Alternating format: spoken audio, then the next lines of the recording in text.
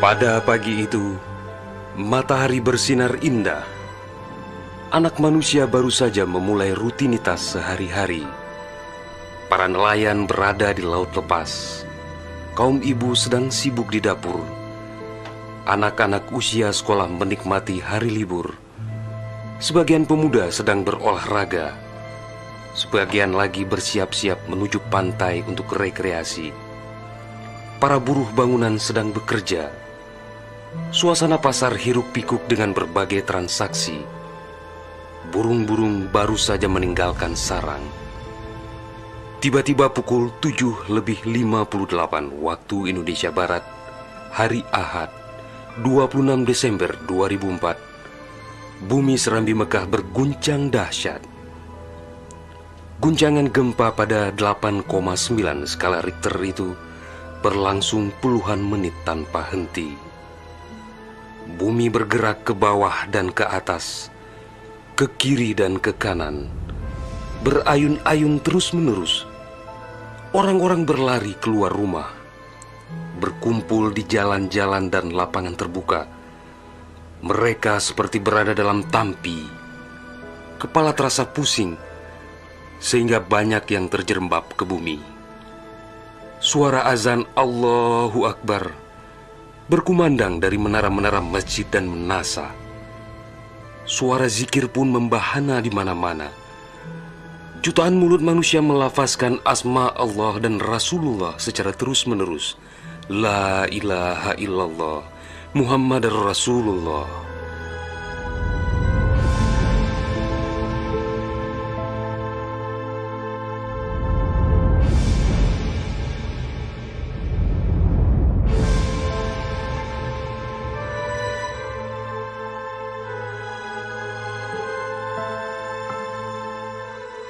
Seusai gempa dahsyat itu, sebagian orang pergi untuk melihat-lihat situasi.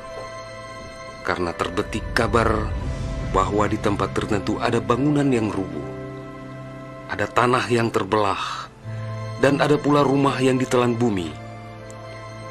Tidak terpikirkan oleh mereka apa yang akan terjadi setelah itu. Tidak ada tanda-tanda alam yang begitu kentara. Tidak ada yang mampu menafsirkan dan menduga sebentar lagi akan terjadi bencana maha dahsyat yang meluluh lantakkan permukiman penduduk sepanjang pesisir Aceh. Tidak ada pula yang mampu menerjemahkan berbagai firasat atas pusaran nasib yang bakal menimpa tanah rencong. Juga hampir tidak ada yang memahami tanda alam. Manakala air laut surut beberapa ratus meter, orang-orang di pesisir pantai tampak asyik mengumpulkan ikan yang menggelpar-gelpar. Bahkan air sungai pun mengering. Namun tidak ada yang dapat membaca tanda-tanda itu. Mereka seakan melupakan gempa yang baru berlalu.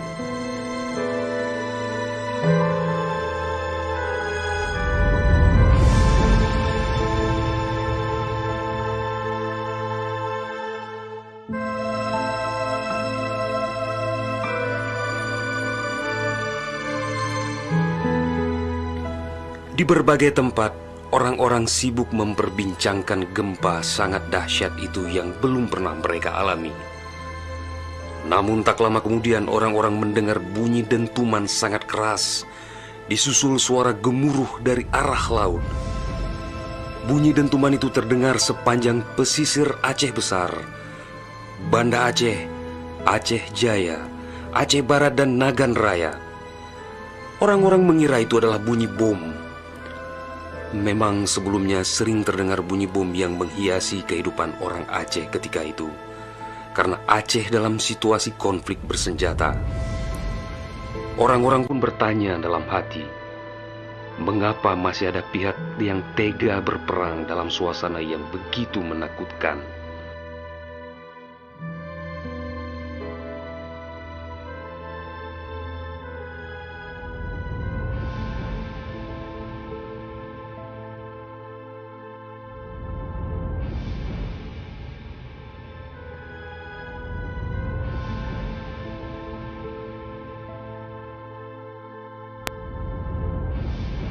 Orang-orang mengira pagi itu hanya sekedar gempa. Mereka sama sekali tidak menduga bahwa bunyi dentuman keras tersebut adalah akibat patahan lempengan bumi yang berpusat di Samudra Indonesia, sekitar 149 km sebelah selatan Calang Aceh Jaya. Dan itulah penyebab gempa. Di samping kehendak Allah pemilik alam semesta, belum sempat mereka bernafas lega akibat gempa.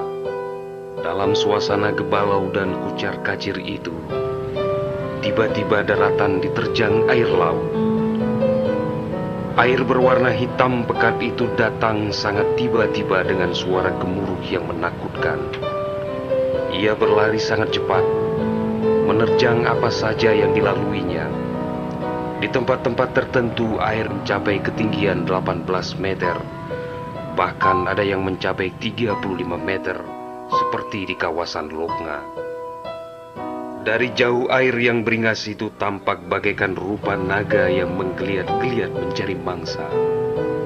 Air dengan kecepatan 900 km per jam itu bagaikan bulldozer yang melumut apa saja yang ditemuinya.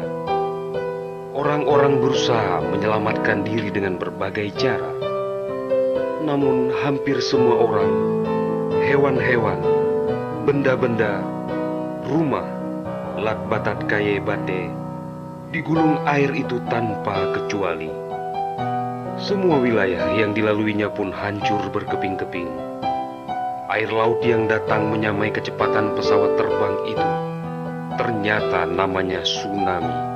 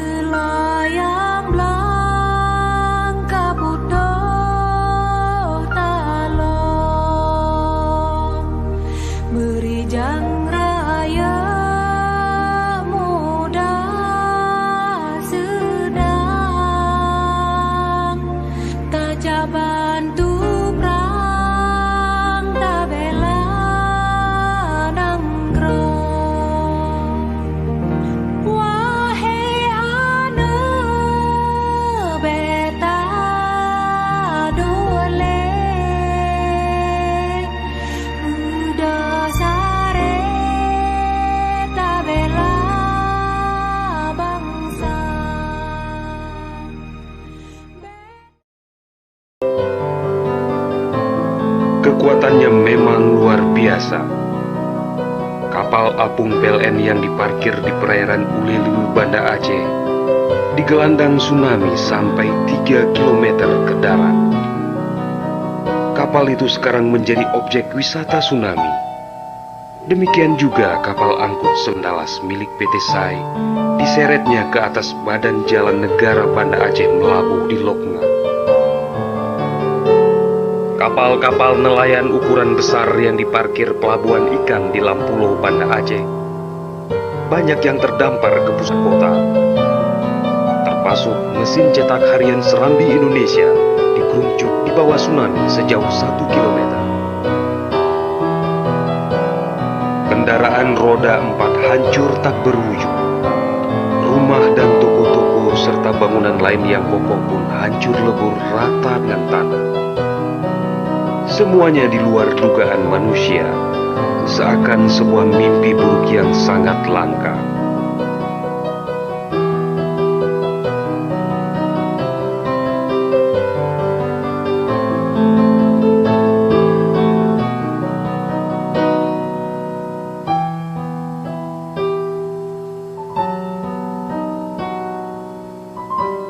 Setelah kira-kira 15 menit air laut itu beraksi, suasana pesisir Aceh pun lengang, sunyi, sepi, senyap, dan hening yang tak bisa dilukiskan dengan kata-kata. Sebagian besar permukiman penduduk rata dengan tanah, seakan instrumentalia kehidupan telah berakhir sampai di sini. Ratusan ribu orang nelangsa, teduk tesepuk, telok menjaro, teingat kedro hana ledaya, atau terduduk lunglai bersilang tangan, mengingat nasib tiada berdaya.